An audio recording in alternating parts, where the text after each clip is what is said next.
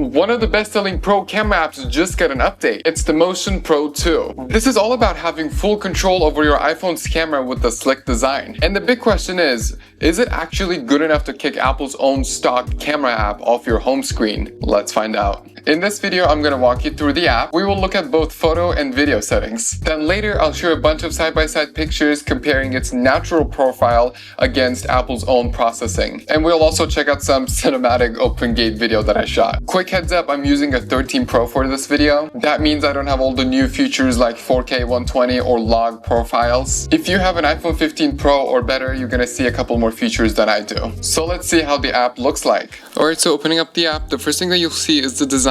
So let's start from the top, and there are two menus and one is hidden. You've got your main settings and right next to it is the most important menu. The biggest deal here is the new natural processing. Basically, Apple is famous for its computational photography. They stack like 20 filters on an image to adjust contrast, lights, and detail. This natural mode just strips all of that away and it just gives you a basic clean image from the sensor. But if you like Apple's mode, you can just switch to the standard mode, in which these are the two modes that we're going to compare later. This is the same RAW that the native camera app shoots. No processing, just a flat image you can edit later. Then we got Pro RAW, which is the raw picture but with Apple's deep fusion like noise reduction and sharpening. And switching over to the standard. After this, you got the file types. HEIF is efficient, JPEG is more common, and TIFF is huge files with the most data. I just leave it on HEIF. And finally, we got the aspect ratios. You can shoot in the full 4:3 sensor, but you can see the 16:9 frame lines. Now, this was the first menu, just clicking back. Going to the home page, if you swipe down, this is where all the pro functions live. Flash, timer, grids, which you can cycle through by clicking on it. We got levels to see if the phone is leveled or not. Clicking and locking orientation will basically lock when you turn the phone horizontally. The UI of the app won't rotate. We have clipping, which you might know as zebras. When you turn this on, you will see lines appear on any part of the image that's too bright or way too dark. This helps you adjust your exposure so you don't lose detail. I'm going back to the menu and turning off zebras. We have peaking. This one's awesome for manual focus. When you turn it on, the app will paint a bright red or any other color on the things that are in focus. And I can demonstrate by going here,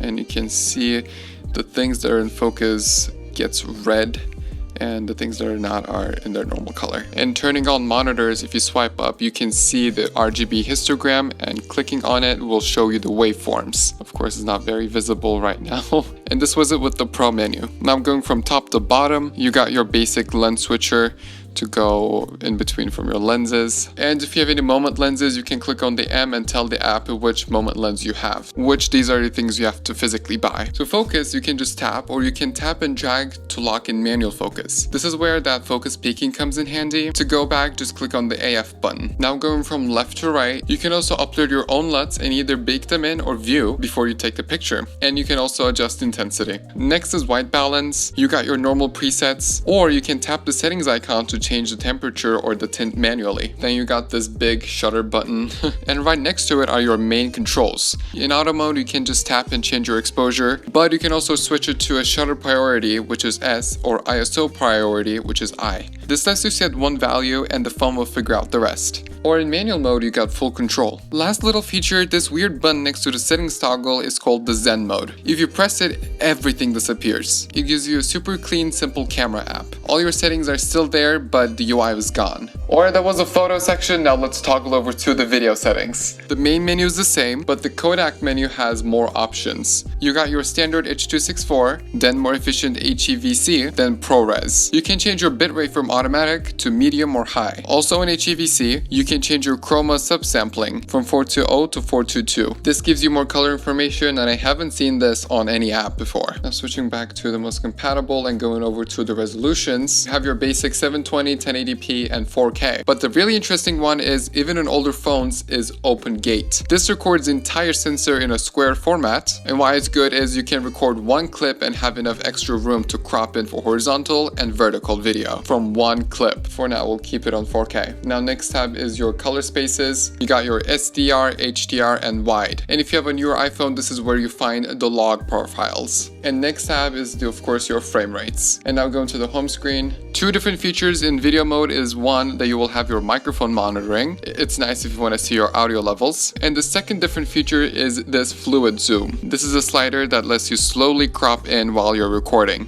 For video as of launch day, we're still missing an external SSD recording. Alongside with the Look store, I'm guessing you can purchase LUTs. For now, these are missing, but it should be out soon or the time you're watching this. Okay, so that was the app. Now let's go through the pictures that I took. I went out to compare the natural processing to the Apple's own Deep Fusion processing.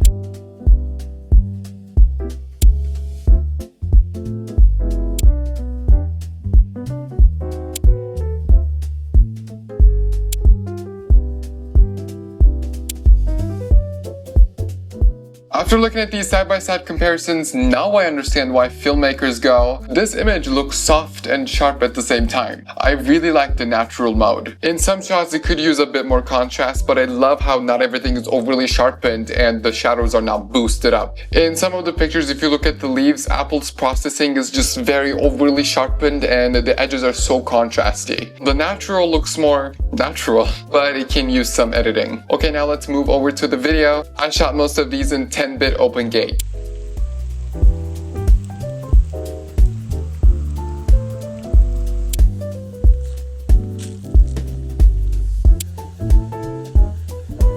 Even on an older phone, this app gives you so much control over your camera. Shooting in open gate, which only the 17 Pro can do, with this app you can do it with any phone. So overall, I really like the app. I pre-ordered it, so I got it for 50% off. Instead of $10, it was $5. And for $5 is a totally steal. And I don't think, for even $10, I think it's really good. Because it's an app that you're gonna buy once and you're gonna have for the rest of your life. So I think it's worth it. But what do you think? Are you buying it or do you have it already? Let me know in the comments and like and follow for more.